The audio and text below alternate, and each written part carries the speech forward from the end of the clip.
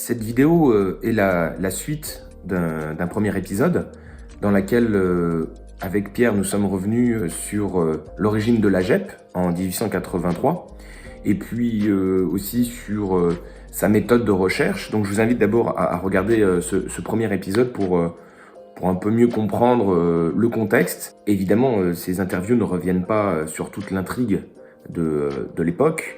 Je vous invite également à bien lire les livres pour avoir tous les détails historiques, puisque, comme on l'explique, à quelques détails près, c'est ce qui s'est passé à l'époque pour Bologne, pour la création de la GEP ou la mise en place de la coiffe.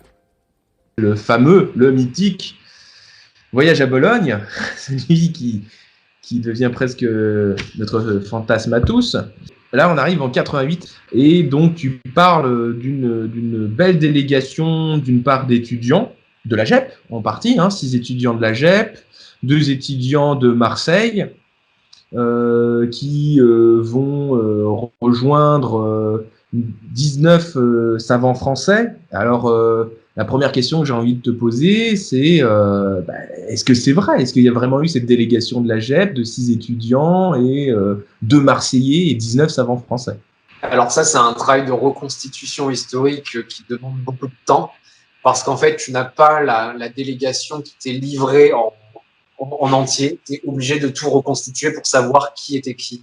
Et en fait, j'ai pu réussir en fonction de déduction qui était l'identité, en fait, ne serait-ce que celle des étudiants, en allant à la Bibliothèque nationale de France, chercher dans les archives, récupérer toute la liste des étudiants, retrouver leur nom et voir si c'était cohérent par ordre d'arrivée pour savoir si effectivement ils avaient pu être présents dans l'association à ce moment-là. Ça, c'était l'enfer.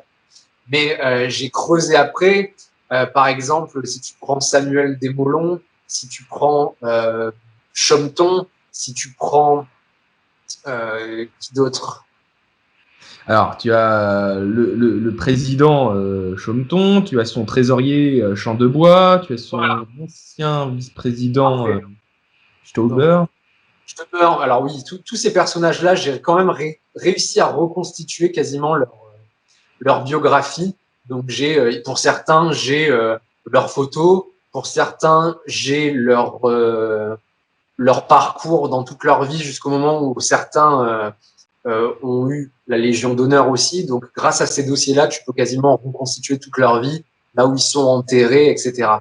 Donc, ça c'est des personnages qui, pour le coup, ont vraiment existé et sur lesquels j'ai encore plus de détails que ceux que j'ai mis dans le livre, parce qu'à un moment donné, tu peux pas détailler tout comme ça, mais voilà. Ça, c'est pour les étudiants. Pour les professeurs, là, je pense que tu peux être déçu parce qu'effectivement, moi, j'ai pris le parti de tous les décrire, de tous les citer, de certaines déductions que j'ai pu faire.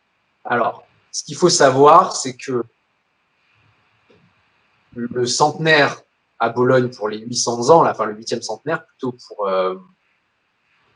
qui a été mis en place et pensé très largement par Giuseppe Carducci, qui était en fait un poète et un politique italien et qui voulait, suite à la réunification de l'Italie, lui donner des lettres de noblesse et de savoir sur la fameuse gravure dont tu parles, je pense, celle avec le fameux tonneau de Turin. Oui, oui. Ouais. Et qu'est-ce que je voulais dire après ça? Donc il y avait eu cette fameuse course aussi où ils enlèvent les roues. Ils détellent les chevaux pour pouvoir faire la course dans les rues. Avec une victoire des Français. Avec une victoire des Français. Ah là là.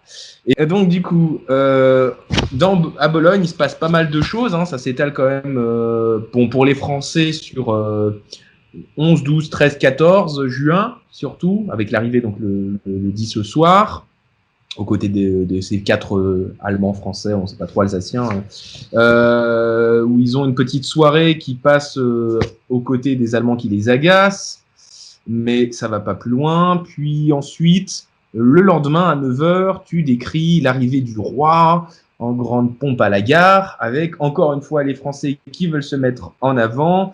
Et ça, tu nous le fais bien comprendre, avec cette fameuse course au drapeau devant le carrosse du roi. Tout ça, c'est vrai? Ouais. Une gravure de l'arrivée du roi en train. Ça, je l'ai aussi. Ah, super. Un tableau ou une gravure? Une gravure, enfin, je sais pas exactement quel est le procédé, mais c'est un dessin, quoi. D'accord. Ok. Je pensais à une peinture en couleur, mais Non, d'accord. Et avec le petit mot, le plaisir d'accueillir les étudiants français, ça aussi, c'est une phrase inventée ou c'est une vraie phrase du roi? alors peut-être que je l'ai manipulé pour les besoins qu'un, mais c'est ce que dit le roi Umberto Ier aux Français, quoi. Et donc, du coup, il y a vraiment cette arrivée du roi devant les Français. Tout ça aussi, c'est vrai? Ils se sont débrouillés pour être aux premières loges. Ah, ils sont forts, ces Français, qui décidément veulent passer en force les premiers. Avec la fameuse demande de Chaumeton aussi pour pouvoir être devant Francia Prima. D'accord. Donc tout ça, c'est vrai. Le fameux discours de 3 minutes, respecté par chaque nation, tout ça, donc c'est le 12 juin en journée, avant d'arriver à ce fameux dîner du 12 juin que tu commences à nous romancer. Alors, j'irai pas spoiler ce qui se passe, mais est-ce que c'est vrai ce qui s'est passé avec les Allemands ou c'est une totale fiction de ta part? C'est une fiction, mais il y a un truc qui m'interroge, tu vois, dans cette relation entre les Allemands et les Français. Je sais pas comment ils s'y sont pris, mais ils ont réussi à faire écrire aux Allemands Le télégramme, le fameux télégramme. c'est génial. Donc ça, c'est vrai. Ouais, ça, c'est vrai. Alors ça, tu vois, je suis toujours un peu scotché. On me dit, oh, merde, ils ont quand même réussi à faire écrire ça aux Allemands que la République française était, alors je sais plus exactement, était euh, le fleuron du progrès, etc., à destination Président. du président de l'époque. Et pour moi, c'est comme ça que je conclus que alors l'Élysée, entre guillemets, de l'époque, a reçu le message que la mission diplomatique avait bien fonctionné, quoi. D'accord. D'accord. Donc, effectivement, tu as essayé de romancer comment ce télégramme arrive. Donc, je n'en dirai pas plus sur ce qui se passe. En revanche, un truc qui est très intéressant, je pense qui est vrai, c'est cette fameuse soirée à 5 kilomètres de Bologne, dans cette villa, un grand banquet de 1000 couverts, tu dis, avec des cadeaux qui viennent de toute l'Italie, 70 kilos de parmesan de Pavie, le bœuf de Padoue et le fameux tonneau de Turin. Donc tout ça, c'est vrai. Ouais. Ils ont défilé en ville toute la journée, donc ça aussi, je m'interrogeais. Les mecs, ils ont passé, on est au mois de juin, apparemment, il faisait quand même vachement chaud, et les mecs, ils ont fait circuler le pinard le pinard et le fromage dans toute la ville. Bon, je sais pas. Après, ça peut passer, hein, ça passe. Tu parles. Bah, si ça se trouve, en fait, le parmesan, il était servi fondu. C'est ça. C'était peut-être de la raclette, en fait. Et donc cette fameuse troisième journée, le 13 juin, visite au pavillon étranger pour faire de la pub. Ça aussi, c'est vrai? Ouais, oui. Parce qu'en fait, on a un moment majeur qui est évoqué dans le bouquin, enfin, un événement majeur, qui sont les fêtes, en fait, de Paris de 1889. Et en fait, tu sais qu'en 1887, avant même qu'ils partent à Bologne, les étudiants de Paris veulent déjà faire ce que on pourrait dire un congrès, enfin, en gros, une fête significative, en réunissant tous alors pas tout, mais les délégations de chaque ville universitaire française.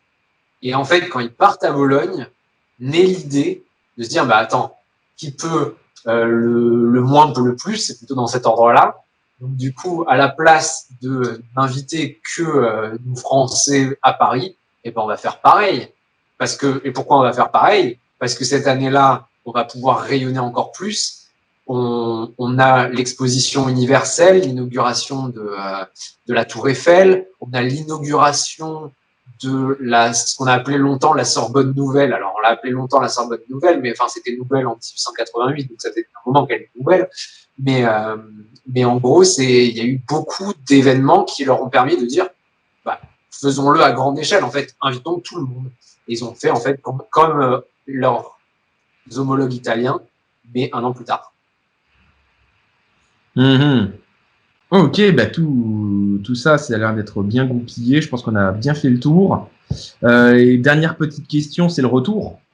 Ou même avant le retour, cette fameuse rallonge du 14 juin jusqu'au 26 juin dans toute l'Italie et dans tout le sud de la France. Cette fameuse mission diplomatique que négocie Chaumeton. Est-ce que ça, c'est vrai aussi? Est-ce que tu as des traces de cette négociation et de cet accord? Non. Ça, c'est une invention de ma part parce que j'arrivais pas forcément à comprendre comment et avec quel financement ils avaient réussi à partir dans toutes ces villes d'Italie. Si bien que même, je mets quand même un petit bémol sur cette visite d'Italie. Pourtant, on le retrouve dans plusieurs textes historiques. Je me dis que ça fait quand même beaucoup, quoi. Surtout qu'ils repassent par la France, ils font plusieurs villes. Et je sais pas s'ils sont allés jusqu'à Venise, je sais pas s'ils sont allés jusqu'à Florence, jusqu'à Genève, non pas Genève, Gênes, pardon, jusqu'à Gênes. Donc ça, je sais pas. Franchement, je sais pas.